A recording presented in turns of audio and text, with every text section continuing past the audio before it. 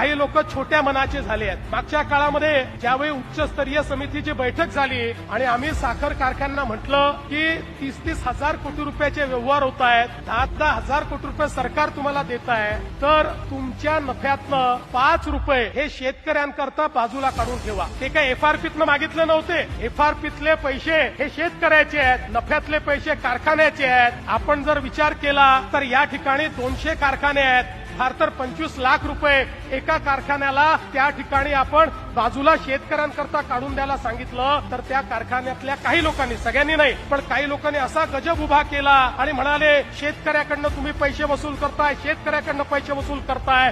शेतकऱ्याकडनं नाही तर तुमच्या कारखान्यातल्या नफ्यातनं 25 लाख रुपये जो शेतकरी तुमच्याकडे त्या ठिकाणी शेतमाल टाकतो, जो तुमच्याकरता राब राबतो, हाडचं काळं करतो, रक्ताचं पाणी करतो, त्या शेतकऱ्यावर त्या ठिकाणी अशा प्रकारची आपत्ती आली आणि तुम्हाला 5 रुपये द्यायला सांगितले, तरी देखील तुम्ही मागे पुढे पाहता. आता असे काही कारखाने मी शोधून काढले आहेत ज्यांच्याकडे शेतकऱ्याचा काटा मारला जातो.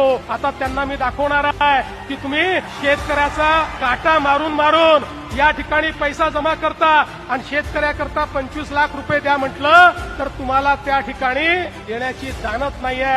अरे तुम्ही मालक नाहीये, या कारखान्याचे मालक आमचा शेतकरी आहे. त्यामुळे त्या शेतकऱ्याच्या पाठीशी उभं राहण्याचं काम या महाराष्ट्रामध्ये सरकार करेल.